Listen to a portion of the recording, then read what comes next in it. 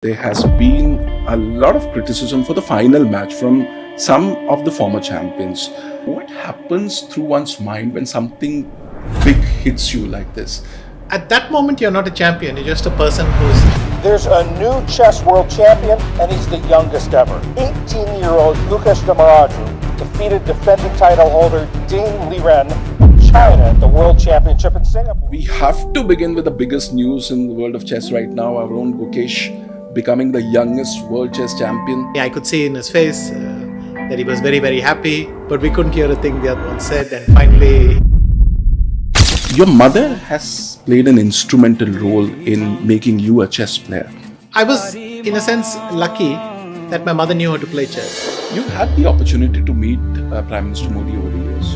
How has your experience been of meeting Mr. Modi? Did he surprise you with his understanding of chess? शुरू करूं? Okay एक personal सवाल आपसे पूछना चाहता हूं. क्या आप सक्सेसफुल होना चाहते हो? ओके ठीक है. तो इसका एक बड़ा सिंपल हैक है. आपको रोज एक किताब पढ़नी. अच्छा नहीं हो पाता? ठीक है, मेरी भी यही हालत है, सेम टू सेम. अच्छा, एक दूसरा हैक देता हूं आपको. आप किताब मत पढ़ो, आप लोगों को पढ़ो और लोगों को घोल के पी जाओ. उनके लाइफ लेसन्स को समझ लो और उनको जीवन में उतार लो. क्या कहते हो? Deal? Awesome. Welcome to MyGov. My name is Sharad and आपका स्वागत है to the new season 2 of growth dreams and passion, GDP. Editor साहब, नया एपिसोड शुरू हुआ है, नया सीजन शुरू हुआ है. जरा ड्रामेटिक इफेक्ट के साथ लोगो शो को दिखाइए.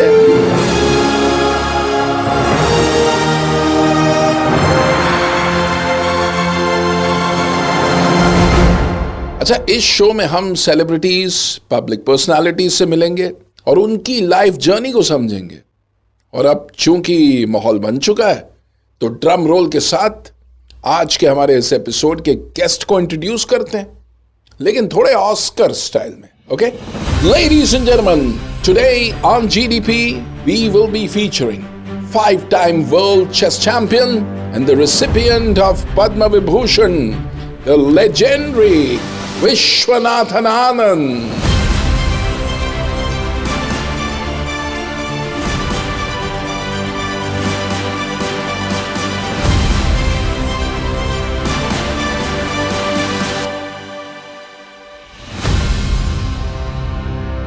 Welcome to the podcast, Vishy. And we have to begin with the biggest news in the world of chess right now. Our own Gukesh becoming the youngest world chess champion. It's a monumental moment for our nation. I would like to know that, did you get a chance to speak to him? How did the conversations go? These things are always anticlimactic. So he called me just the post-game celebrations, everyone in the background, and he called me. I could see in his face that he was very, very happy. But we couldn't hear a thing the other one said. And finally, he said, "Okay, when I come back, we'll meet and I'll tell you a lot of stories." I said, "Good, just be very happy," and we left it at that. Fantastic. What happens through one's mind when something big hits you like this? What goes through a champion's mind? You've gone through that stage. So, what happens at that moment? At that moment, you're not a champion. You're just a person who's happy. That you've achieved something, that something you've long sought has come your way, and you're just very, very happy.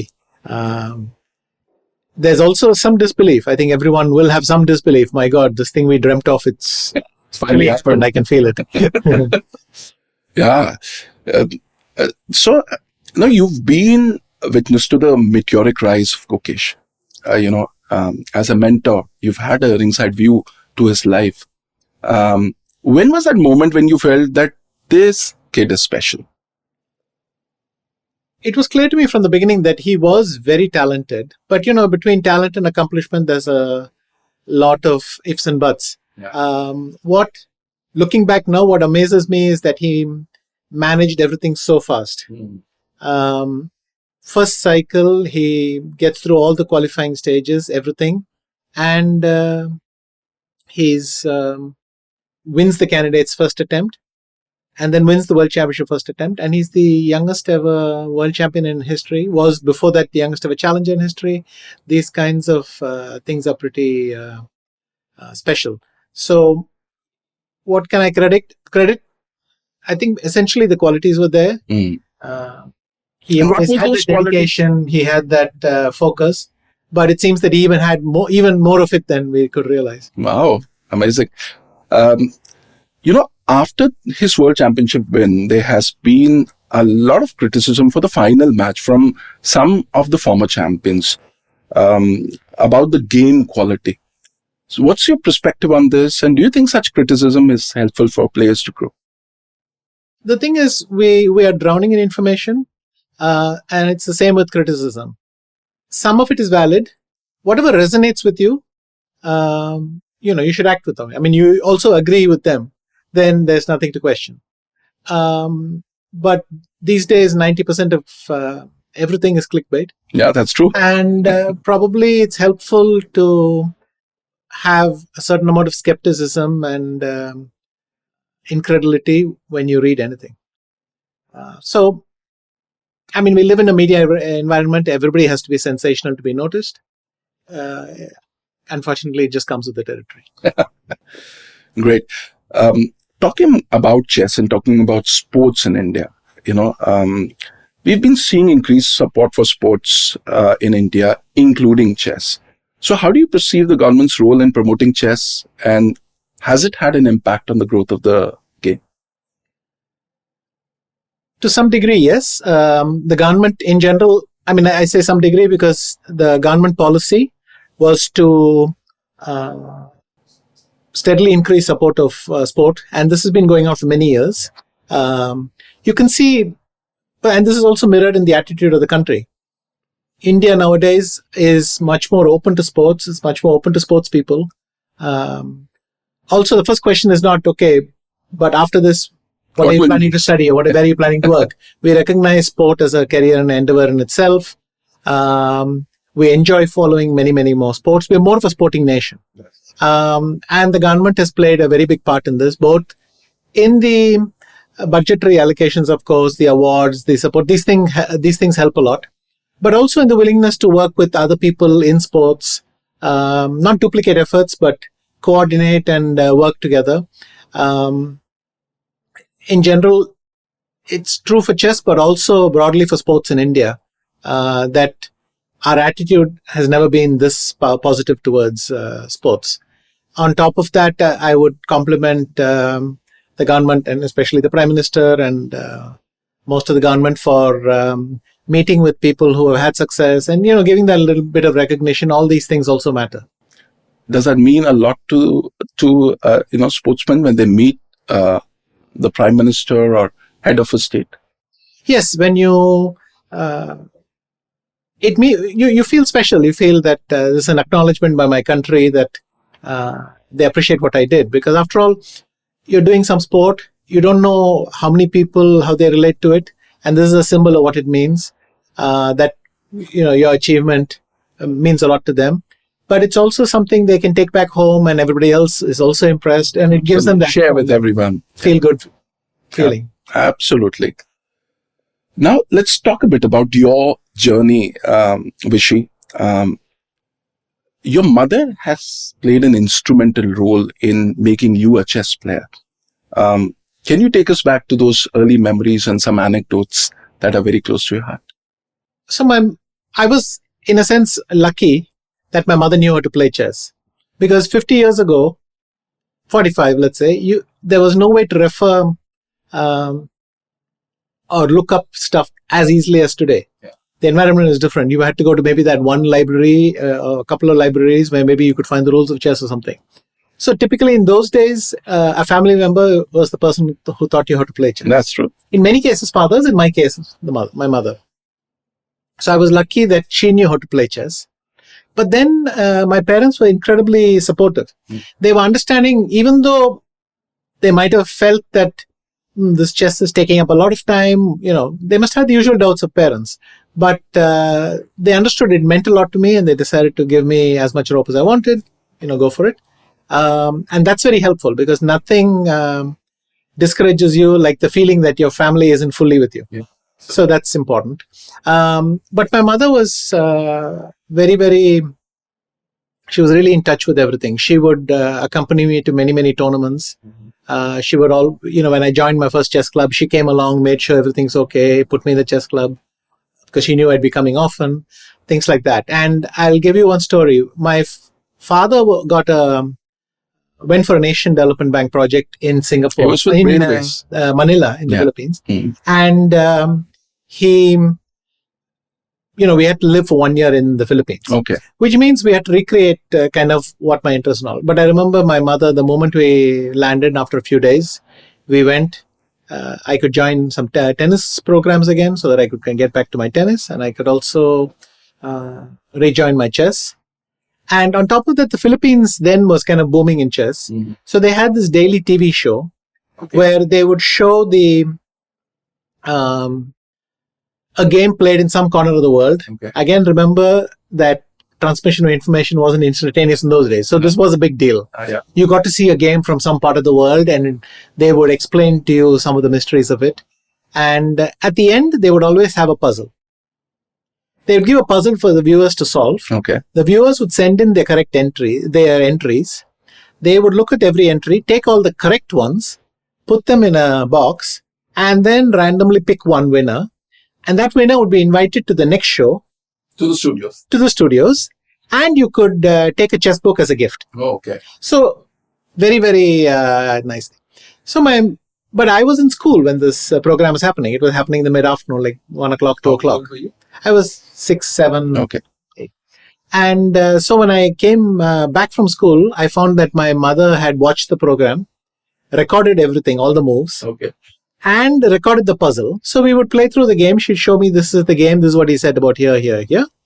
Then we would solve the puzzle together and then send off the entry. Okay. So we did this for a while. Eventually, you get picked a few times. So you go once to the studio, go to second time thing. And then they understood I was not only a regular at watching the shows, regular at winning the prizes. And famously, they told me, it'd be better if you didn't try to solve too many more because people think you're the only one. You're the only viewer. But please, since you won so many, please come to our library and help yourself. Take, 20 books and go. Oh, wow. So, like a kid in the candy store, I pulled out all these books and still, I remember I have many of them still. Oh, really? These are old chess books. They were fantastic in information 40 years ago. Wow. And I look back with a lot of pleasure at these books. I learned a lot from them. And so it's a nice story, but it also tells you, my mother was doing all these other things, but she would still block an hour to watch the show and make sure that I didn't miss anything. So she was probably the single reason that I got into chess. Wow. and everything. And my dad was very supportive, very helpful, but he was not a chess player. Mm-hmm. I remember once he came to a tournament because my mother couldn't come, so he was deputed. But he was nervous as to what he, And no clue. what should he, how do you motivate me? What should he say? What would I react well to, badly to? And so my mother gave him some tips. Somehow he managed, and that was my second national championship, so he didn't do too badly. Yeah, absolutely. Another person who's become iconic is Gukesh's father, and I think Gukesh's father has played a big role in his upbringing. And apparently, I was researching that again, like your father, his knowledge of chess is limited. So, his advice or tip to Gukesh is that play your pieces well. That's what I heard. So, how's his relationship? You've got an opportunity to meet him. Yes, with both Gukesh's parents, and you can say this in general. Over the years, I have come to see that Indian parents are willing to go that extra mile. Of course, nothing remarkable of this. Parents all over the world do this, but it's beautiful to see parents supporting their kids like this. And in Gukesh's father's case, he has put his own medical career on ice.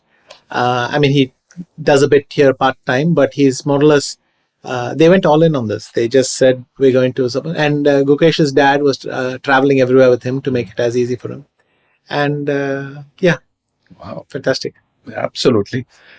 This nickname, the Lightning Kid, How did it stick to you? How did it happen? So there was a person in the club called Kameshwaran. One of these people who set up the chess club, Tao Chess Club, and did a lot of work organizing tournaments, making sure the early stage, these are the dedicated fans who make things happen and so on. Anyway, he once had to write something for a newspaper, and he decided to coin a nickname for me. And because I was playing very, very fast always, he thought Lightning Kid was nice. And that name kind of stuck. Are you also quick with making life decisions? Does that also translate into your life? I'm quite impulsive. And let's say my chess decisions have a higher success rate. Great. Super. In your professional chess journey, Vishy, what are the toughest challenges that you faced?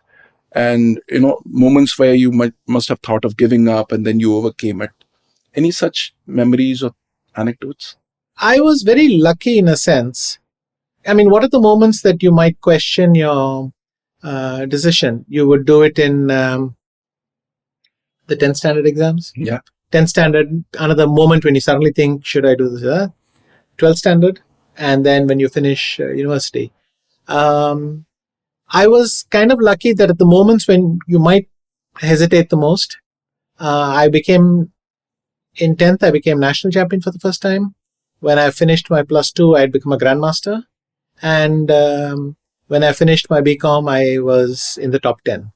So kind of, no, I never got to the stage where I felt I should quit or something. There were setbacks and moments of doubt, but when I was young, the question of stopping never even once occurred to me. It seemed like, yes, but of course we have to go on. Later in life, quite often I would think, have I hit a wall? And there are moments when you're you hate the game because your memories are so negative and your feelings are so negative. But usually stopping for a month, not looking at any chess for a while, going on a holiday, for instance, something like that. Always you found that your mind wiped the slate clean and you could come back and start restart afresh. So there were often moments when the thought crossed my mind, but never seriously thought of acting on it. Okay, great. You've played countless matches, Vishy. If I were to ask you to close your eyes and relive that one game which you think defined Vishy Anand, which one would it be? There is no real such game. Your best moments are so scattered, and even your worst moments are quite scattered through your career. But I think either my victory in the World Championship in Delhi, Tehran, or the second one in Mexico, and then my first match in Bonn. Yeah. One of these three, I think, would be a kind of highlight. Super. Your wife has been a constant part of your journey, and you've often credited her for your success. What is that one thing that she's taught you that chess couldn't?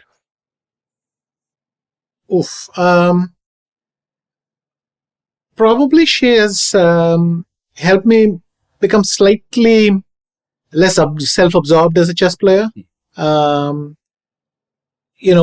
With her, I'm more alert to cues around and things like that. Also, it's the way she started traveling with me everywhere, even though when we got married, she didn't know the first thing about chess. She was traveling with me to all tournaments, and eventually we realized that it'd be good to separate the functions like a team. So literally she managed everything except the chess and left that to me and so on. But I think for me, what stands out in her is just this ability to put aside something that is not pleasant and get the job done. She's very, very good at this. And it's quite impressive because no matter how bad things are, she's at the same time retains this practical ability where she just thinks, obviously this is terrible, but these things need to be done. I need to do this. And, somebody's got to keep their head on while everybody else is losing theirs. You become That's very very, very. objective. Yes, that's a remarkable quality in her, and I think if hopefully I managed to borrow a few elements of that, it might have helped me with my chess as well. Another very interesting anecdote that my team pulled out was, you were playing a game and your wife was in the hotel and she asked the reception to put a D&D and not call. So just take us through that anecdote. So we had this thing of telling hotels not to let all the calls in because otherwise everybody has access to you. I mean, so she told them, just block all calls. And then once I went to the gym and realized I'd forgotten my key. So I went to the reception and said, can you just call my room? And they said, sorry, sir, we have a policy of we cannot call the room. I said, but I'm staying in the room. And she said, well, can you prove it? And I said, well, no, I left my key in the room. That's why this whole issue is starting. She said, sorry, I cannot put you through. So I said, okay, then you please call her and ask her if it's okay if, and I gave my name. Thing, at least that you can do. So anyway, she agreed. Then my wife said, no, he's my husband. Super. Before a big match, is there any mental preparation process that you have? Any specific rituals or routines that you follow? Any visualization techniques or mental rehearsals that you... Yes, you kind of think, who's my opponent? What do I expect to happen today? What will I be facing in 10 minutes? Let's say the game is going to start in 5 or 10 minutes after the game has started. What am I going to be sitting there doing? What am I going to be looking at? And what are the things that I normally do that correlate well with good games, good results? How do I get into that zone? How do I feel a bit calmer? These kinds of things. And you try to... And generally, experience will help you orient yourself quite well. Have you ever used meditation as a technique? Do you think that is an effective tool for people to stay calm? What has been your experience about? I have not done meditation. I've often done deep breathing where I'll just sit for a while and try to breathe. And even during a game, I find that quite often if things are quite tense, you try to slow your breathing for a while. Try to come to terms with the fact that something unpleasant has happened, but you can't make it worse by feeling bad about it. You try to come to terms with it and then move on. And if you need a few minutes to stabilize, then you take those few minutes, you breathe, you think of past times when something like this has happened, or maybe you get up and go and make yourself a tea. You do something to break that nervous atmosphere you're in and then try to calm down. Superb. Do chess players have superstitions, Vishy? Like wearing a lucky shirt or sitting on the same chair? And do you have, or did you have any such superstitions? Yes, more than you can count. And I mean, it starts from the time you wake up to what time you have breakfast, what you ate for breakfast. This was lucky, that was lucky, that day I lost, all that stuff. Lucky shirts, lucky pens. I've done most of it. And even though by now I can't remember a single strategy which has worked always, you lapse into it once in a while. Yeah. Super. Okay, so now let's do a rapid fire with you, right? So let's put the lightning kit to work and let's see. So you need to answer these questions quickly. Okay. One chess legend, living or past, that you would like to play against? Morphy. Which check piece best represents your personality? People say the knight. Your favorite sport other than chess? I follow a lot of football. Your favorite movie? Terminator. Your favorite OTT series? I like Narcos. Your favorite meal after a victory? Any one of the cuisines I like. A song that you've been listening on the loop these days?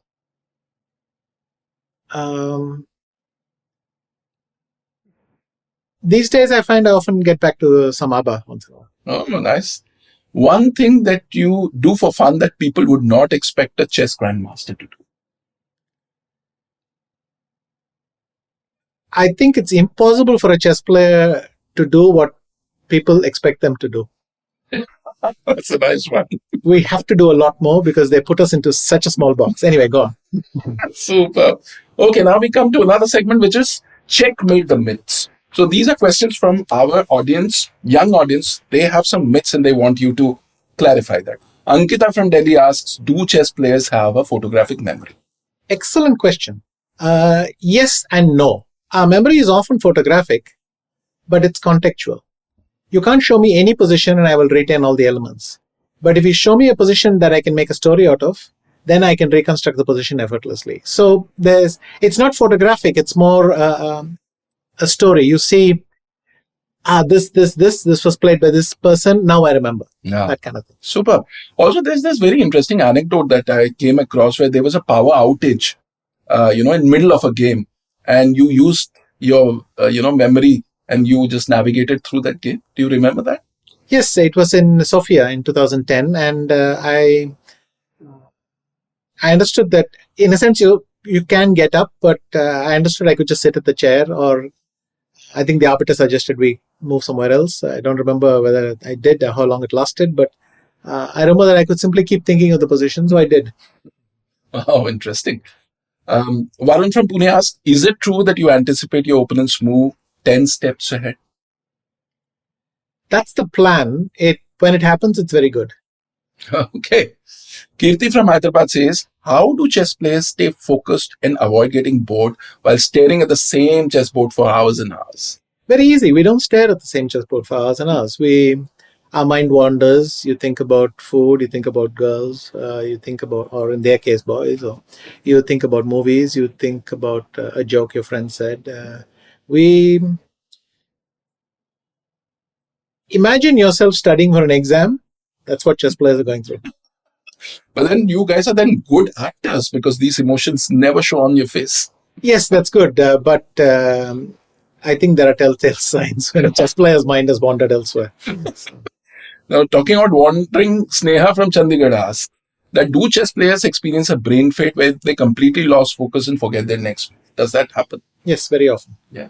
In fact, losing the thread or making a move which you were considering, but you had rejected, but then you suddenly make it in the end. All these kinds of things happen very often. Okay.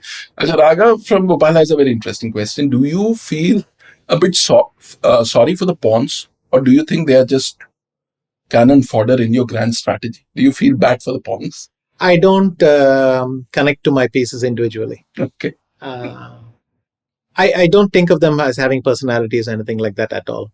They are all there, and if what's remaining at the end, I win. That's it. So, no, I don't relate to that at all.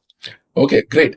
We move to our next segment. This is called This or That. So we all know your love for cuisine, various kinds of cuisine. So we have Indian cuisine here, different dishes, and you need to choose between them, right? So here we go. Rajma chawal or aloo ke parathe? That's a tough one, but parathas are. Okay, aloo ke parathe or masala dosa? Funnily enough, masala dosa is my least favorite dosa, so I'll still go with that. Aloo ka paratha. Okay. I like many other kinds of dosa, but not that one. Okay. Aloo ka paratha or chole bhature? Chole bhature. Chole bhature or idli? Depends on mood. Okay. Chole bhature or vada pav? Vada pav. Vada pav or curd rice? Curd rice. Curd rice or sambar rice? Curd rice. Curd rice or rasam rice with potato poriyal? I'll put some curd on it. Super. Fantastic. Okay, next question is from Aditya from Chennai. He is a big fan of yours and Samay Rehna. And he says your collaboration with Samay is super dope. A typical Gen Z guy. He loves the banter that you had. And he wants to know what are your views on Samay Rehna and what is the role young YouTubers like him play in popularizing chess and making it cool. I think fundamentally what they do is expand the ability of chess to reach different audiences. And I think the genius of Samay is his ability to keep the audience engaged while still discussing chess. this is a problem many intellectual fields face. In maths, they always say every equation you put into a book halves your buyers or something like that. Yeah. And they have these jokes. But basically, the thing is, how do you convey a concept? How do you explain what's happening without intimidating them? And I think the genius of people like Samay is that, he's the one who started it in India, bringing comedy in. He was able to bring an audience that went there looking for comedy, connect them to chess, and use that as part of the background, as a foil. I think it's important to engage with them because they are helping you communicate things better. Like always, you should engage with people who have different ways of doing things because you will learn something. Fantastic. What is your view on artificial intelligence and its increased role in the game? Do you see AI influencing the future of chess? Is it good for chess? So one thing we can say is that chess computers were stronger than humans for a couple of decades before artificial intelligence got restarted. So I don't know, it restarted like 2012 when they let it self-learn and so on. But even before that, computers were much stronger than us. But AI brought a new twist, the new way we think, and a lot of these conclusions are baked into how we play chess these days. And I imagine that is going to continue to dominate because a lot of the best suggestions are coming from, now AI machines. So you are the goat of Indian chess, world chess, and yet you stay away from being a purist. You experiment with technology. You're always open for new things. So how do you maintain this mindset of always being open and doing new things? I think you have to force yourself to try different things. Keep a slightly open mind.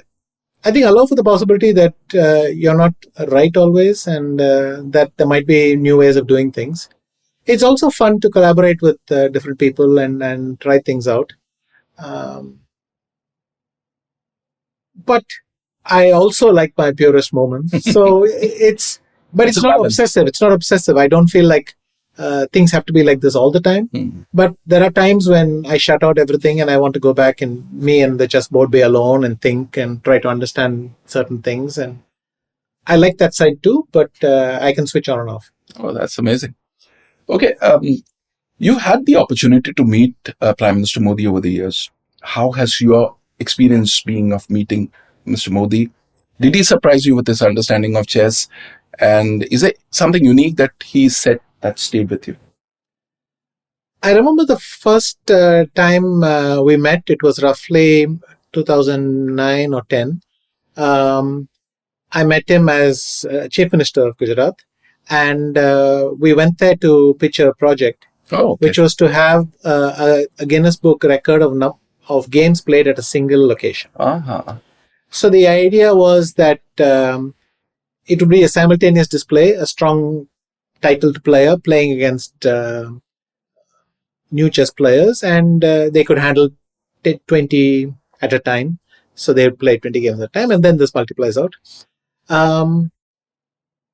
And then what impressed me the most was we were given a time, let's say 11 o'clock, to meet at the office, the CM's office. We all had to be there 15 minutes earlier. Everything was done.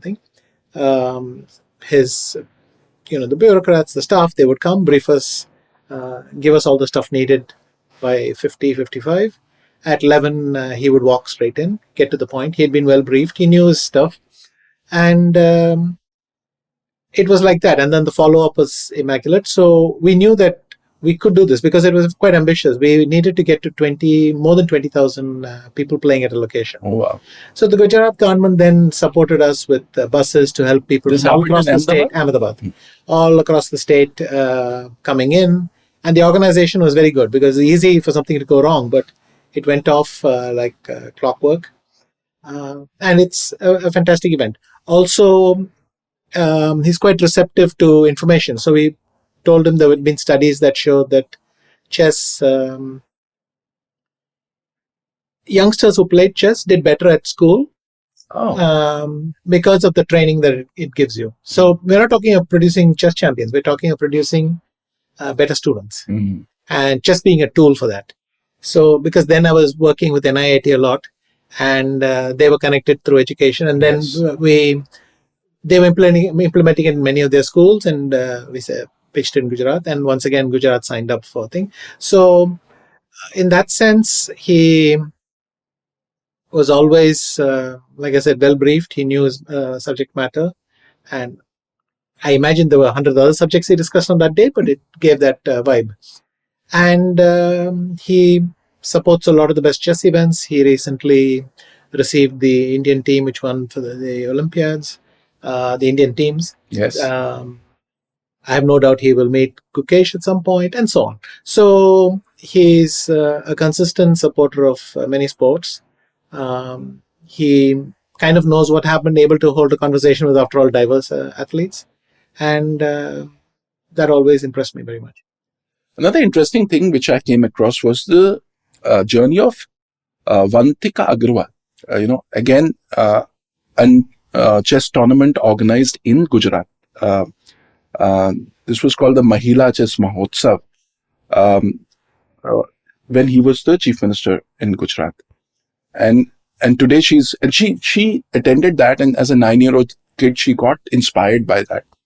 And of course, today she's a world, grandmaster, and she an international master for India. And I think she's recently won an chess Olympiad in Budapest. So how do you see Indian women performing in the world of chess, and what is the role such initiatives play in molding chess players? Look, every point of connect with a potential chess player is going to make a difference. Every potential point of contact with a female chess player, a young girl who maybe will come into contact with the game, learn the game, is going to benefit. But in Vantika's case, I was very happy because she was also, as I mentioned, NIIT had this program called the Mind Champions Academy, which we were running in many states, including Gujarat. And she was there at one of the functions. So she had been a student in one of the schools where we offer the program. But these things are vital. If you encourage girls to take up sports, but it's not a question of just giving them access to sporting facilities. You have to praise them afterwards. You have to have functions, motivate them, because you're overcoming every bit of resistance. Family, society, culture, everything. By constantly praising them and giving them that validation, you're helping the message to spread. So it's very, very important. I'm glad that Vantika has gone on to do so well, and that will reflect well on the idea of continuing to expand. Because unfortunately, in chess, like in every other sport, boys out participate girls. So we need more girls participating in sports, and I hope very much in chess. Super. Talking about the chess culture, one anecdote was very interesting, and I thought I'll share it with you when I meet you. In 2001, Modi ji had visited Baku, Azerbaijan, and it was the home to 8 chess grandmasters, including Kasparov. And he was inspired by the fact that how chess was deeply integrated into the local culture, and realized that children in Baku were way more intelligent due to the exposure to chess. And in 2009, when he became the chief minister, he made chess mandatory subject in district schools. So your thoughts on this?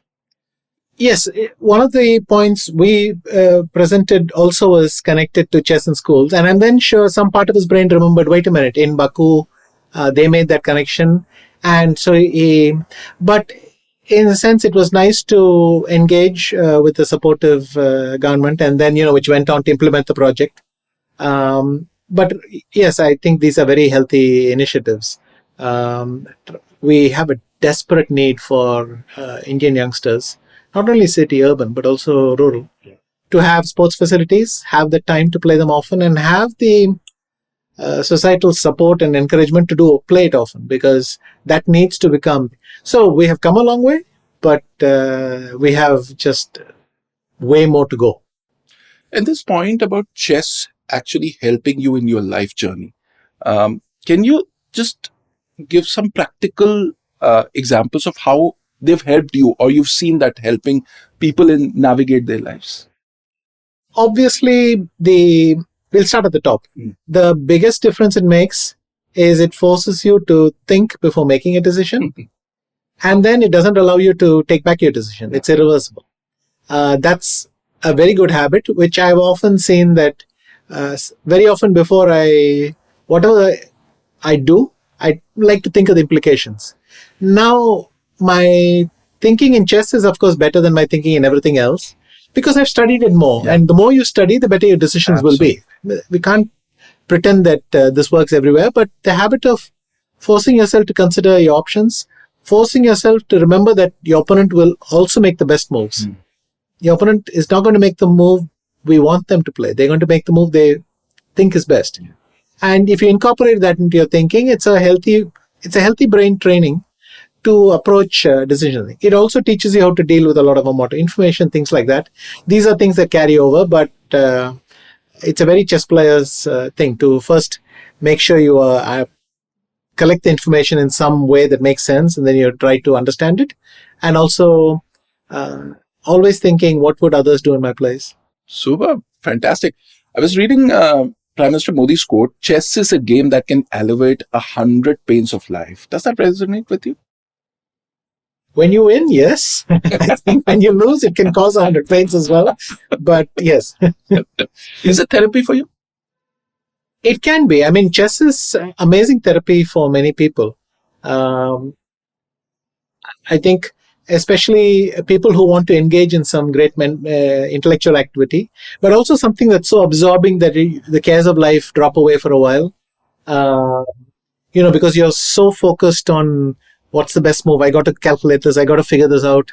I've got to understand what's going on. That's, our brain is very excited by that kind of challenge.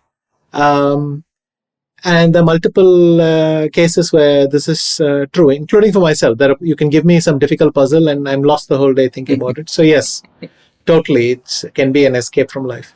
Super. Atharva is 22, is very inspired by that viral video of Gukesh and Pragnananda standing up for you out of respect. So he's asking, does respect as a trait help one become more successful? Is it like a secret sauce for success? It's a very healthy habit. I'm wary about universalizing some statement like that, but definitely I thought Gukesh and Prag are both very well brought up. And because this thing of getting up felders and all this, it's a nice thing. It's probably important to remember that you must have respect for your opponents, respect for other people. And I don't mean respect as in making a show out of it necessarily. I mean, you should assume that other people have something intelligent to say because it's a healthy attitude to have. It allows you to see your own mistakes faster. Absolutely. You don't get into overconfidence. And the next question is from Abhilasha. She says that Gukesh seems to be very confident of his abilities. That's very inspiring. But I'm always thinking that, how does one manage to keep this balance between confidence and overconfidence? Ironically, if you lack confidence, you'll play much worse because you'll question your own decisions. And if you're overconfident, you will miss your opponent's responses. So it's always important to find a balance. As in, I've done my work. This is what my work leads me to believe. So I will follow through. I have the confidence to do that. At the same time, I'm going to assume that today is going to be difficult. I'm going to face a difficult challenge and approach it like that. It's a very good question because finding this balance is 90% of it. Superb. So you have achieved practically everything in the game of chess. Do you ever think of your purpose beyond chess? How does that align with your beliefs? I don't separate the two out. I was very happy to achieve all that I have in chess, but I still enjoy the game and I like to play. But obviously, I have learned many lessons, many through chess. And if you can try and be a better person, then why not? Great. Vishy, is the perspective of the Western world or the world outside India changing towards India as a chess-playing nation? Do you see a shift there? And also, do you see a shift in the way people are perceiving our country in general? Do you see a positive outlook emerging? Whenever you've traveled, you've met people. What's your view on this? Yes. Whether it's, I think the views of people on India has changed. Now, I'm not talking good versus bad. I'm talking simply the amount of time we have in this thoughts. How often do they think about India and so on? In a sense, they're more aware of that we exist, that we're out there, and they have many more opinions about us. Multiple fields. So they think, oh, good in this, bad in this, good in this, bad in this. It's always a mix. But We are definitely being noticed now. yes, we are definitely being noticed now, and in chess, it's probably very positive, in almost intimidating, because they think, how many youngsters you have, kind of thing. So there's that there. Superb. And do you personally feel very confident of the kind of bench strength that we have in chess? We have amazing players, many of them very young, which also suggests that they're going to be around for a while. But always we should remember what I said earlier about respecting your opponent and avoiding overconfidence. It's important to be proud of where we have reached, but not overconfident. 2 more countries other than India which have a fantastic chess culture. When I was actually for most of my career, the way chess was seen culturally, just your attitude to someone who plays chess for a living, your attitude to someone who knows something about chess. Do you associate that with intelligence and something cool, or do you think it's like train spotting or something? That attitude I always thought was most healthy in the former Soviet Union. So because of their great contribution to chess, it was seen as high culture, and people were encouraged to participate in high culture. Nowadays, it's changed. Like India now is participating more actively in chess. Now, I don't say that necessarily it's the same cultural loop, but it's nice when people, youngsters, everyone think, oh, you're playing chess. That's nice. Tell me something more. That curiosity, if it's there, it's great. Okay, we started our interview talking about Gukesh. Let's wrap up things with Gukesh. Now that he's made history and he's the youngest world chess champion, is there anything that you never said to Gukesh in person that you'd like to say on this platform? Simply be happy. What else? What do you tell someone who's become world champion at 18? Superb. It's been an absolutely engaging conversation. I thoroughly, completely enjoyed this conversation. Thank you so much, Vishy. Thank you. You're a rock star. Thank you. Thank you. तो चलिए sum up करते हैं। Cricket में दुनिया में छाए हैं, chess में नंबर 1 भी आए हैं, कॉमनवेल्थ, एशियाड, ओलंपिक्स में मेडल भी बढ़ाए, ओलंपिक्स होस्ट करने का इरादा भी दिखाया है। क्यों? क्योंकि सरकार ने नई पॉलिसीज को बनाया है, बजट एलोकेशन भी बढ़ाया है, और जब फेलियर्स आन खड़ी हुई तो गले भी लगाए। मैं तेरे साथ खड़ा हूं कहकर हौसला भी बढ़ाया है। इसीलिए नया भारत हर जगह छा रहा है और आगे जा रहा है। तो चलिए जीडीपी का ये एपिसोड यहीं खत्म करते हैं। मैं शरद और हमारी जीडीपी की टीम जा रही है, लेकिन भारत का टाइम आ रहा है। जय हिंद।